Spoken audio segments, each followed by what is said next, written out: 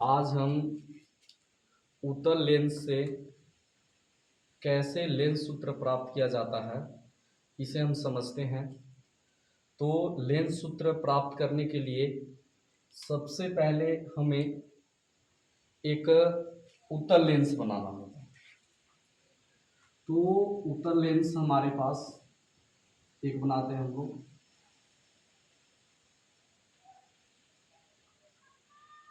ये एक उत्तल लेंस है और इस लेंस का नाम हम एम दे देते हैं। एम हमारा एक उत्तल लेंस है। अब इसमें हम लोग एक प्रधान अक्ष को खींचते हैं। ये हमारा एक प्रधान अक्ष हो गया और लेंस को अब हम इसके मध्य बिंदु को खोजते हैं। तो लेंस का जो मध्य बिंदु हो गया उसे हम प्रकाशीय केंद्र कहते हैं। तो हम लोग सबसे पहले इसके चित्र को समझते हैं। तो सबसे पहले यहाँ पे इसका नामकरण करते हैं F1, इसके बाद 2F1, इसके बाद यहाँ लिखते हैं F2 और ये हमारा है 2F2। तो यहाँ पर हम एक वस्तु को रखते हैं और हमारा जो वस्तु है वो अनंत और 2F1 के बीच है। अब यहाँ ये जो वस्तु है इस वस्तु का नाम हम दे देते हैं AB। AB हमारा एक वस्तु है जो इस वस्तु को हम अनंत और 2F1 के बीच में रखते हैं। तो इस वस्तु से एक जो प्रकाश की किरणें हैं वो इस प्रधान अक्ष के समांतर जाती है। तो ए प्रकाश की किरणें प्रधान अक्ष के समांतर जैसे ही जाती है तो लेंस में इसका अपवर्तन होगा और अपवर्तन होने के बाद जैसे एक प्रकाश की किरणें पहली से दूसरी भाग में जैसे दूसरी ओर जाती है तो इसका विचलन होगा और ये F2 से होकर निकल जाती है। तो जब भी प्रकाश की किरणें प्रधान अक्ष के समांतर लेंस में जाती हैं तो F2 से निकल रही उत्तल लेंस में। अब इसके बाद एक प्रकाश की किरण को हम प्रकाशीय केंद्र इसको कहते हैं, O को ऑप्टिक्स, तो प्रकाशीय केंद्र से भेजते हैं। अब जिस जगह पे जिस बिंदु पे ये दोनों किरणें मिलती है उसी स्थान पर इस वस्तु का प्रतिबिंब बनता है। तो इसमें हम जब वस्तु को अनंत और 2F1 के बीच रखते हैं तो हमें वस्तु का प्रतिबिंब जो है F2 और 2F2 के बीच बना। और अगर जब प्रकाश की किरण प्रकाशीय केंद्र से आती है तो यहाँ पे किसी प्रकार का कोई विचलन नहीं होता। जितना अंश के साथ में आती है उतना ही अंश से निकल जाती है और जहां पे दोनों मिले वहीं पे प्रतिबिंब हमें प्राप्त हो गया। प्रतिबिंब का हम नाम दे देते हैं A', B'। तो इस चित्र में हमने देखा कि हमारे पास Mn जो है एक उत्तल लेंस है जिसमें वस्तु को 2F1 और अनंत के बीच में रखा गया। वस्तु का नाम हमारा AB है और रखने पर एक प्रकाश की किरण है वो प्रधान अक्ष के समांतर जा रही है। तो प्रधान अक्ष के समांतर लेंस में आपतित जो किरण है वो F2 से निकल रही है और एक जो किरण है वो प्रकाशीय केंद्र से जा रही है। तो प्रकाशीय केंद्र से आपतित किरण का किसी प्रकार का कोई विचलन नहीं होता। तो ये दोनों जो किरण आरेख है इस बिंदु पर कटे तो यहीं पर वस्तु का प्रतिबिंब प्राप्त हुआ। तो वस्तु का प्रतिबिंब हमारा F2 और 2F2 के बीच बना। तो अब यहां से अगर हम देखते हैं इसका सत्यापन करेंगे, तो सत्यापन करने के लिए सबसे पहले हम इसमें इस आकृति के अंतर्गत दो समरूप त्रिभुज खोजते हैं। तो अगर देखते हैं तो यहाँ पर ए जो त्रिभुज है, इस त्रिभुज की बात करते हैं, और इस पूरे बड़े त्रिभुज की बात अगर हम करें, तो इस त्रिभुज में देखें तो ई मेरा कोण जो है 90 अंश का है, क्योंकि वस्तु खड़ा है, और यहाँ पे भी जो मेरा प्रतिबिंब जो बन रहा है वो भी 90 अंश का है।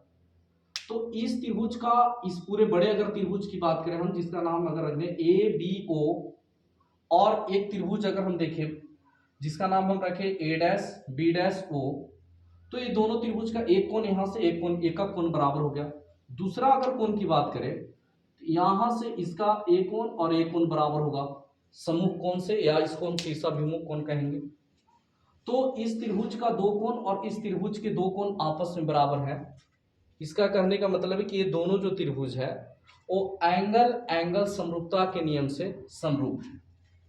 तो सबसे पहले हम लोग को देखना है कि पूरे आकृति में कौन कौन त्रिभुज समरूप है, उसी को लेकर चलना। तो सबसे पहले देखिए कि दो त्रिभुज समरूप हमें मिला, ठीक ना। लिखेंगे कि चूंकि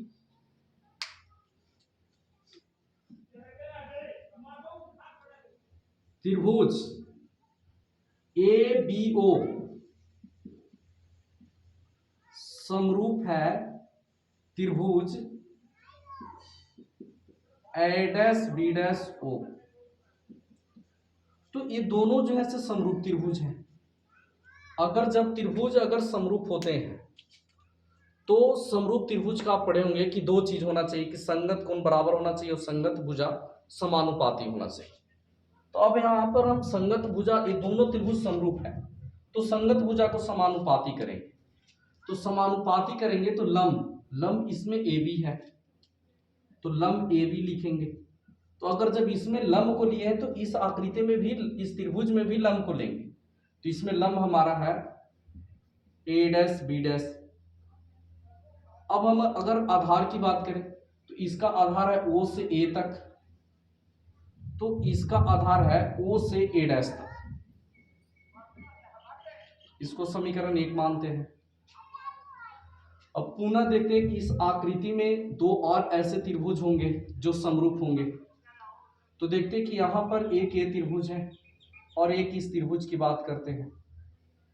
तो इस त्रिभुज में ये देखते हैं कि ये भी लंबवत है और यहाँ पे भी लंबवत 90 अंश से भी है, ये भी 90 अंश है।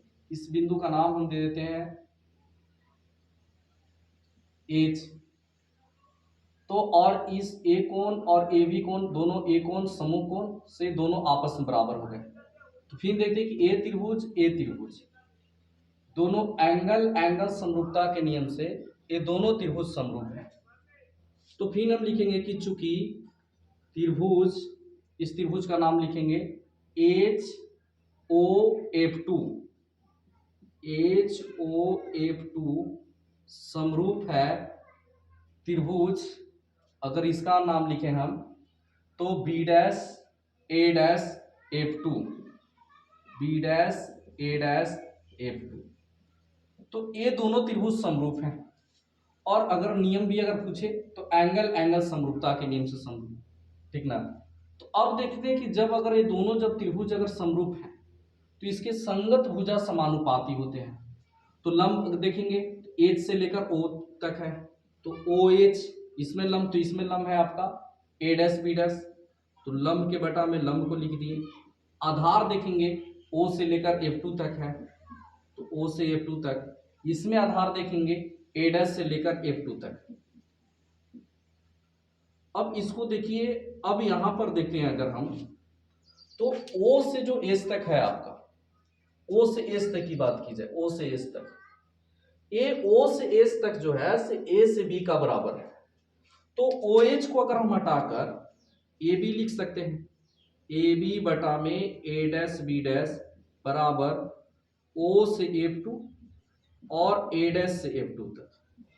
अब लिख दीजिएगा कि ओ एच जो है ओ ए बी का बराबर है, और इसको समीकरण हम 2 मान लेते हैं। तो अब अगर हम बात करते हैं समीकरण 1 और अगर 2 को देखें ध्यान से, तो समीकरण 1 का LHS जो है ए बी बटा में ए डैश बी डैश, और समीकरण 2 में अगर देखें तो इसमें भी लिखा है ए बी बटा में ए डैश बी डैश। मतलब समीकरण 1 और 2 का LHS बराबर है। अगर जब LHS बराबर है तो इसका मतलब है कि RHS बराबर है। तो समीकरण हम चलेंगे 1 और 2 से। तो हम बात करते हैं सबसे पहले समीकरण 1 और 2 से। तो समीकरण 1 और 2 में देखिए कि LHS दोनों का बराबर है तो RHS भी बराबर होना चाहिए। तो RHS देखिए आपका क्या है, OA बटा में OA डैश बराबर, यहां देखिए क्या लिखा हुआ है, OF2 बटा में A डैश F2। अब आप पढ़े होंगे कि लेंस के जितनी भी दूरियां हैं उसमें सभी को प्रकाशीय केंद्र से मापा जाता है। तो आपको इसमें देखना है कि इसमें दूरी को मापना है। तो इसमें अगर जब दूरी को अगर हम लोग मापते हैं तो इसमें सबसे पहले समझते हैं हम कि प्रकाशीय केंद्र किसके अंतर्गत नहीं है, ओ किसके अंतर्गत नहीं है। इसके अंतर्गत ओ है, मतलब इसकी दूरी को हम माप सकते हैं। इसके अंतर्गत भी ओ है, इसकी दूरी को भी माप सकते हैं। इसके अंतर्गत भी ओ है, इसकी दूरी को भी माप सकते हैं।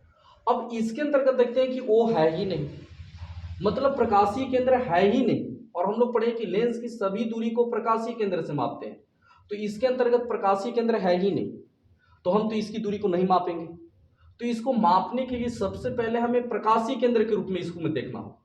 तो ए डैश F2 है, ए डैश F2, ए डैश F2, ए डैश यहां पर है और F2 की बात की जा रही है। तो अगर यहां पे अगर हम समझते हैं तो पूरा जो लाइन है इस प्रकार से, यहां पे मेरा O है, यहां पे मेरा F2 है और यहां पे मेरा जो है से A डैश है। अब इसको जो है अगर मान लीजिए कि हमारे पास ये पूरी जो लंबाई है वो 8 रहता, पूरी लंबाई अगर आपके पास 8 है और आपके पास ये जो लंबाई है से 3 है, तो आप कह देते कि यहां से यहां तक की जो दूरी हो गई वो आप कहते कि 5 हो गई। लेकिन अगर आपसे पूछा जाए कि अगर बताइए कि ये दिया ही नहीं है और ये 3 है और ये भी 5 है, तो आपसे अगर पूछा जाए कि बताओ कि कितना में से अगर आप घटाते हैं कि, ठीक ना, कितना में से आप 3 घटाते हैं कि 5 प्राप्त हो जाए, तो आप कहिएगा कि हम 8 में से 5 को घटाते हैं, मतलब टोटल जो लंबाई है से 8 है। तो 8 में से जब अगर 5 हम घटाएंगे तो 3, मतलब ए डैश जो F2 है इसको अगर हम घटाते हैं तो O से लेकर A डैश तक में से O से F2 को अगर हम घटा दें तो हमें देखिए 3, मतलब अगर ऐसे भी नहीं समझ में आए तो आप सिंपल समझिए कि अगर A डैश F2 लाना है, ठीक ना, तो सबसे पहले देखना है कि A डैश कहां से कहां तक जा रहा है आपका। तो A डैश देखिए यहां से O से चलना ही है तो पूरा, ठीक ना, तो इसको हम लिख सकते हैं O A डैश। F2 देखिए F2 यहां से, तो इसमें से इसको घटा दीजिए बस। अब इसमें देखिए प्रकाशीय केंद्र आ जाएगा। तो सबसे पहले इसी मान को इसमें रखते हैं, लिखते हैं OA, इसमें प्रकाशीय केंद्र दिया हुआ है, A डैश इसमें भी है, OF2। अब A डैश F2 को अगर हम देखें तो बताएगा कि O से लेकर A डैश तक, तो यहां पे लिखेंगे O से लेकर A डैश तक। और फिर अगर बताए कि F2 था तो O से लेकर F2 तक। तो अगर जब हम घटाते हैं O से A डैश तक में से O से F2 को घटा देंगे तो पुनः हमें यही मिल जाएगा। और इसी को देखिए समीकरण 3 मान लेते हैं, क्योंकि अब देखेंगे कि सबके अंतर्गत प्रकाशीय केंद्र आ गया। तो अब सभी का हम दूरी रखेंगे। तो हम लोग जो है, ठीक ना, लेंस सूत्र का सत्यापन कर रहे हैं। लेंस सूत्र होता है 1/a बराबर 1/v माइनस 1/u। मतलब आप कह सकते हैं कि यहां से v जो है आपका प्रतिबिंब की दूरी है, u वस्तु की दूरी, f जो है फोकस दूरी। तो इसमें O से लेकर जो F तक है वो आपका है फोकस दूरी।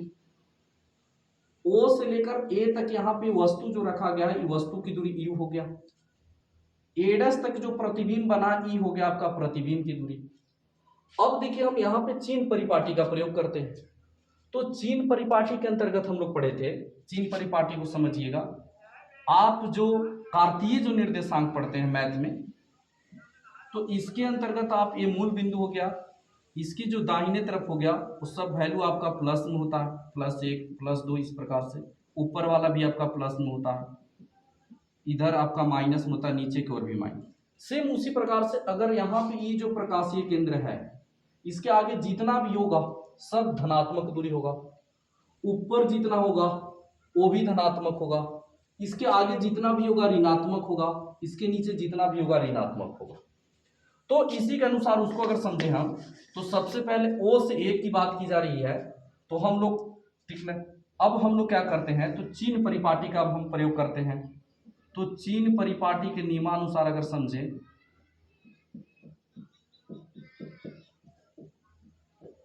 चिन्ह परिपाटी के नियमानुसार तो ओ से ए को पहले देखिए। तो ओ से लेकर ए तक, ये आपका ओ से ए तक इस तरह वस्तु रखा गया है। तो ओ से ए तक जो है ये वस्तु की दूरी है, वस्तु की दूरी, वस्तु की दूरी ओ से ए तक है और वस्तु की दूरी को यू से डिनोट कर रहे हैं। और बताया कि अगर जो भी यहां प्रकाशीय केंद्र से आगे रहे उसके आगे जो है आपका माइनस के चिन्ह लग जाएगा।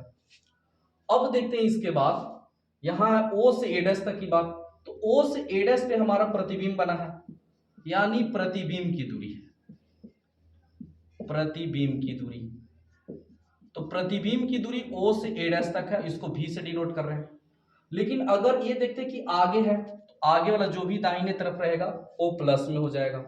अब देखिए ओ से F2 तक, ओ से F2 तक ये फोकस दूरी है, उत्तल लेंस का फोकस दूरी ओ से लेकर F2 तक। फोकस दूरी को हम लोग F से डिनोट कर रहे हैं, ए भी इसके आगे है, आगे वाला प्लस में हो जाएगा। अब ओ ए डैश निकाल लिए हैं, ओ F2 भी निकाल लिए हैं। अब इनका मान हम समीकरण 3 में रखते हैं, लिखेंगे इनका मान समीकरण 3 में रखने पर।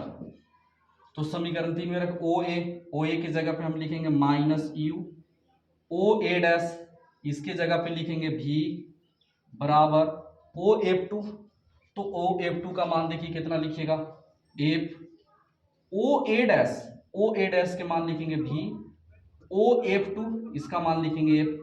यहां से अगर हम क्रॉस मल्टीप्लिकेशन करते हैं तो क्रॉस मल्टीप्लिकेशन माइनस और ये भी प्लस में है तो माइनस प्लस माइनस हो गया, यू से भी में किए, यू भी माइनस से माइनस में किए प्लस हो गया, यू में एफ से किए, यू एफ बराबर भी से एफ में किए, भी एफ हो गया। अब अगर हम देखते हैं कि यू भी को एक तरफ एफ वाले को एक तरफ भी कर सकते हैं, यू एफ इधर ही प्लस में तो इधर आन के माइनस में हो गया, ये माइनस में यू भी है तो इधर जाके प्लस में हो गया। अब यहाँ पे हम लिख देते हैं कि यू भी एफ से दोनों तरफ भाग देने पर, तो भाग दीजिए यू एफ बटा में यू भी एफ माइनस भी एफ बटा में यू भी एफ, यू भी बटा में यू भी एफ, यू एफ से यू एफ आपका कट गया, भी एफ से भी एफ कट गया, यू भी से यू भी कट गया, तो आपके पास आ गया 1/v माइनस 1/u बराबर 1/f। यही है आपका लेंस सूत्र। इसी को इस प्रकार से भी लिख सकते हैं 1/f बराबर 1/v माइनस 1/u। तो ये आपको 10वीं क्लास के लिए बहुत ही महत्वपूर्ण व्यंजक है जो एग्जाम के दृष्टिकोण से पेपर में आता है, 6 नंबर का क्वेश्चन। तो ये आपका लेंस सूत्र उत्तल लेंस के लिए किया गया। तो अगर लेंस सूत्र आपको ऐसे भी लिखा मिले कि 1/f माइनस 1/u बराबर 1/f होता है, या 1/f बराबर 1/v माइनस 1/u, या फिर आपको प्रश्न कर सकता है कि लेंस उत्तल लेंस में प्रतिबिंब की दूरी, वस्तु की दूरी और फोकस दूरी के बीच में संबंध स्थापित करें, तो आप इस प्रकार से संबंध को स्थापित कर सकते हैं। तो अगर आपको समझ में आए तो कमेंट करें अवश्य। धन्यवाद।